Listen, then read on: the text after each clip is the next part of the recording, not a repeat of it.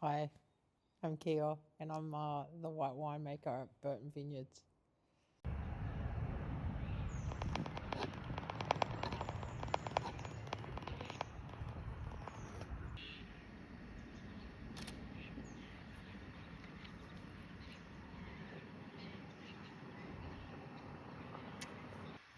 I think I've always been super intrigued by what other people do with their lives and their days. I met a winemaker when I was maybe 9 years old that moved in as a next door neighbour.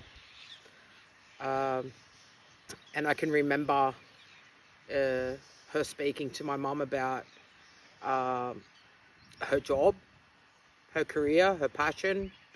And I think it kind of just was a slow burn from there. I was, very young. Um, and I can't really think about a time where I ever chose anything other than winemaking. So I've had quite a roller coaster journey into winemaking. It was very hard back when I started to even get a job in the wine industry. Um, I started, I left school. I started a lab um, skills TAFE course, and I kind of started that before I'd even got a job. And it's quite funny actually because not long after I'd done my first vintage and my second vintage, I'd actually applied for a job at Burton's for the lab, which I didn't get. Um, so probably lucky that I didn't get it. So there was space for me after. I think for me, I started in a lab. There was a lot of older women, um, which aren't always the kindest to absorb knowledge of. So I kind of bumbled my way through and um, had a really good TAFE teacher that I looked up to. And then I went away and did a few vintages overseas before I even thought about kind of like a mature age enrollment into winemaking. I started winemaking and I was probably maybe a quarter way through, and a good friend in the industry actually passed away, so it was quite um, the roller coaster was a bit down for that part. But I've always seemed to find that I've had really good mentors, and the people that weren't good mentors, I took a leaf as well to make sure that they were the people that I didn't become. I think it's important to take the good and the bad and find out where you want to sit in life. Passion, hard work, but a lot of friendship and love for each other and the people that are around you. Uh, Without a good team, you can't make a good wine. I'm very lucky to have a very good team around me, a team that has nurtured me on my bad days and stood next to me on my great days. I think there's been maybe clicks out of it that maybe this is not what I'm meant to do. Um, uh, because I followed on from a small Kia being intrigued by somebody that was in the industry, that was a female, that I found as like a baller, like, you know, oh, you're a winemaker. So I did take a little step out of winemaking for a little bit, and made whiskey and travelled, and but I definitely feel like now I've found my home and my place and my people, and I think that's important when you're doing anything that you're passionate about. It's not really a career and it's not really a job, it's your art. And if you can be around people that support that, then you've made it in a sense. I think that you definitely see more females in bigger roles, leading a team as chief winemakers, sommeliers, you know, in the cellar, jobs that before were probably held by men. I think that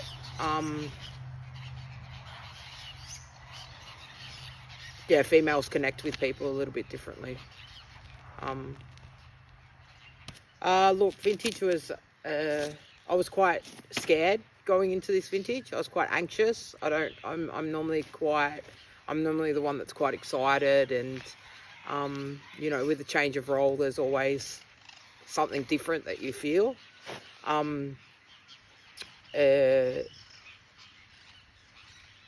Any standout moments? I think being able to have a say in the products and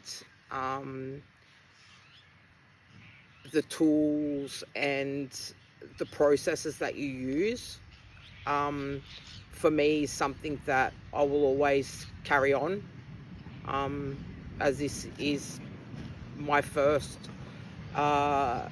vintage with an actual portfolio. That's not cast wine. I think that if you're not learning and you're not taking anything on, then you know, it's not as the enjoyment's not there. Our team has changed.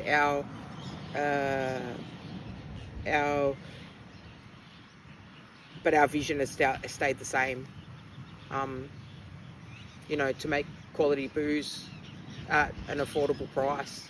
The mindsets that I've probably absorbed the most is you're only human. You're going to make mistakes. As long as you don't keep on making the same mistakes and you're learning from your mistakes, I think that's important. And a mindset of you can't do it alone. You have to utilize the great people that you have around you to be able to make it easier. Easy work days come from the team that you're around, and I think absorbing that kind of nature and you know, makes me happy to wake up in the morning and get my boots on and go to work. So yeah, I've been in the industry since I was 17, and only in the last 2 years seen grapes actually being harvested, which for me gave me another it plugged up another hole for me, you know, and it's a busy part of the season for both, so sometimes you're unable to get out of the winery and be able to have a look at the fruit, I think fruit assessment in the vineyard makes it easier for you as a winemaker to determine where you want that product to sit. I'm very lucky with the people that I work, like with the guys that I work with, that, this is not their first rodeo, and they're quite happy to hold my hand along the way and show me. And we're doing some pretty cool things like fermenting in barrel, using, non-Saccharomyces yeast. Look, I think most philosophies are the same. If you can get fruit that's not diseased, you tend to go more towards the coolish, non-wet seasons rather than the dry or wet.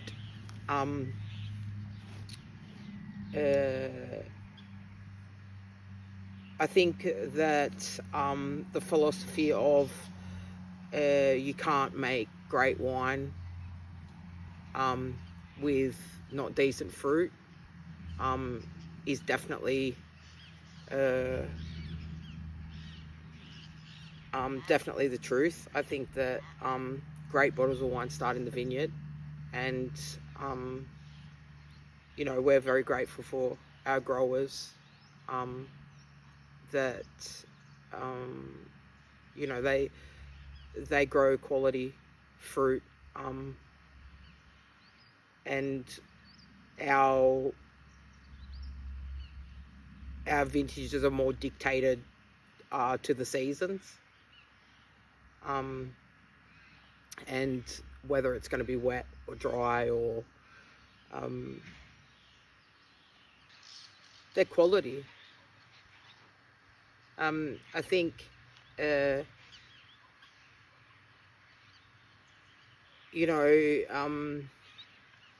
you get this really proud feeling about having something in a bottle that's yours. And I think that because you're so proud of your product, you drink a lot of it, and you tend to take it to a barbecue or to a friend's house, and you drink it, and you end up finding that you're just drinking your wine. I do think that it's important to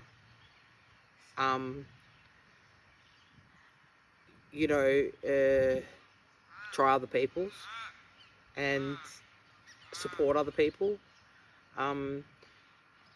because it's the effort is no different,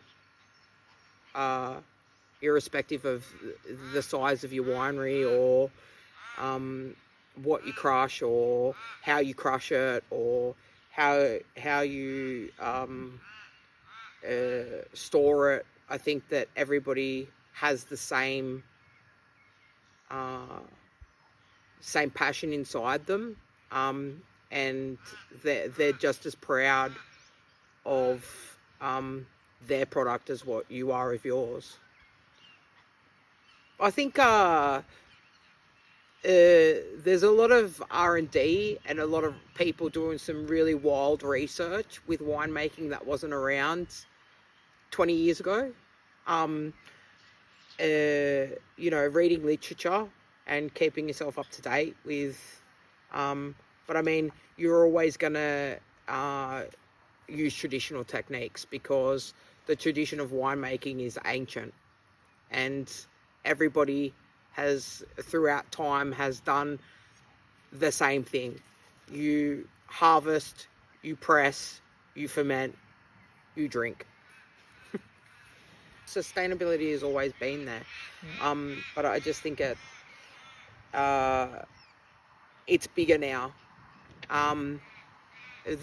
People's vision has changed. People want to look after their land so that it prospers, and I think there's a lot more knowledge on what actually is harmful and what isn't. So anything that you can try, you even as an individual can try and do to, you know, shorten your carbon footprint is adding to this, to sustainability. Everything that is used, as in, you know, what your additions are wrapped in when they come, and is all recycled. We use potassium-based products in the cellar rather than sodium-based, so you're not adding to salinity. All of our wastewater actually goes to our farm and waters our turf. So that's a big one. Wastewater in a winery is something that's generated and something that you need to be able to get rid of, and you need to be able to get rid of it in a manner that's safe for the environment. So having that is something that we're very proud of. Look, I think that the world is ever evolving.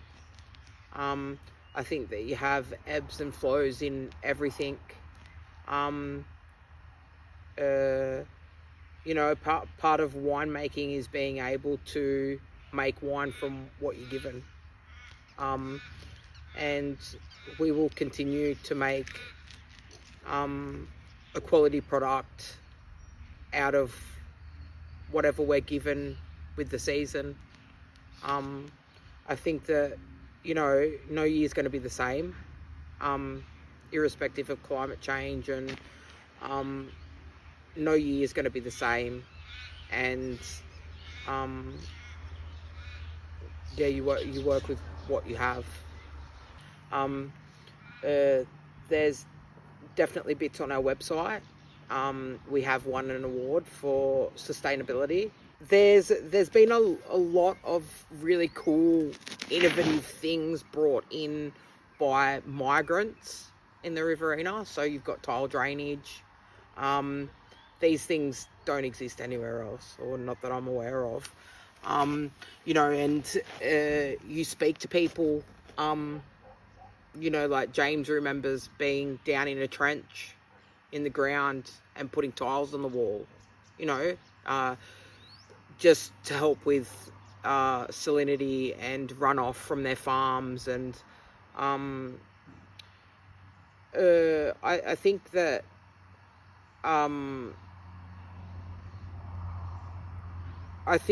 the Riverina, I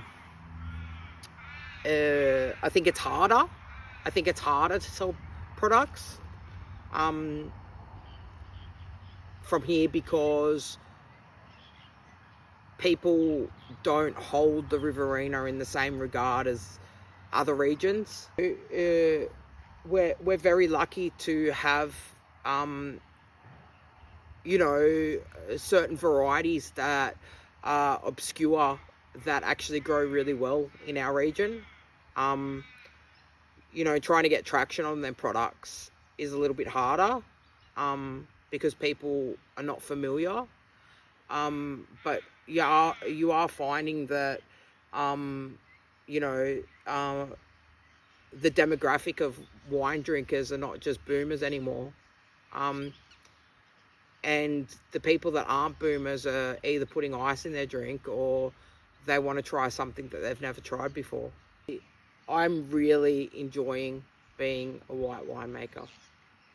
I know, like, Maddie will tell you that it's easy. And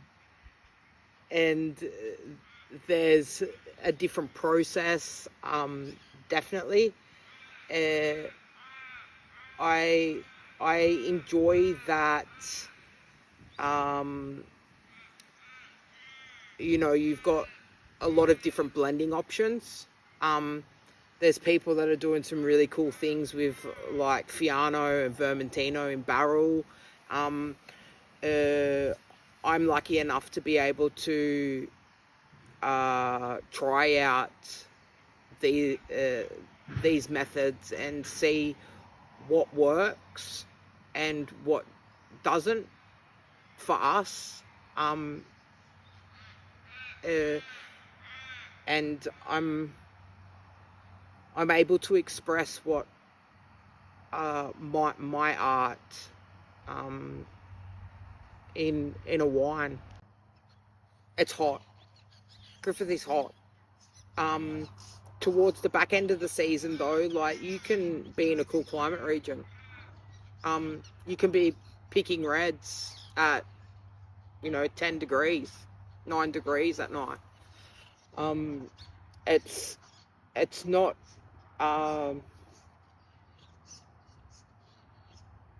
the seasons are so vastly different. Sometimes they're thick and fast. Sometimes you're still picking at the end of April. You're still dropping. I think as well, like, our region is renowned for our botrytis. For anybody that has made botrytis, I feel sorry for you. It's like you have another vintage in the middle of the year. It's like you finish and then it all starts again. And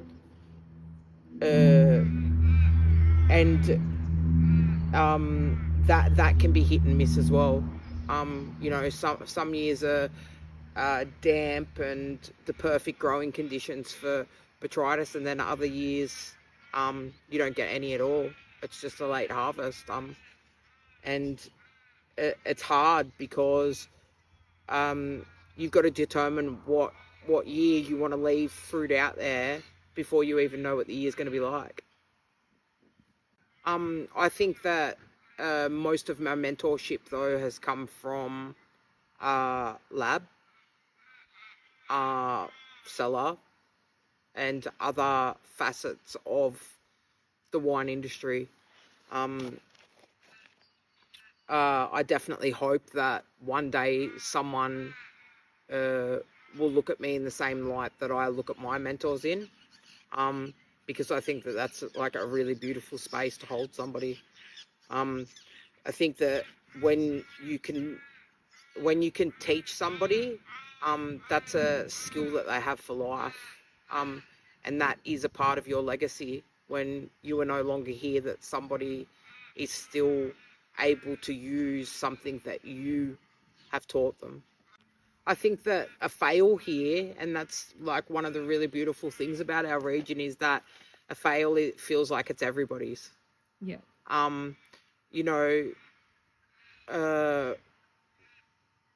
We all want to help each other, even though we're all doing our own thing and doing it well.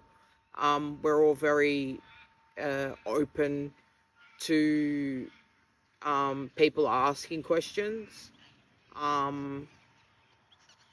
lending stuff, and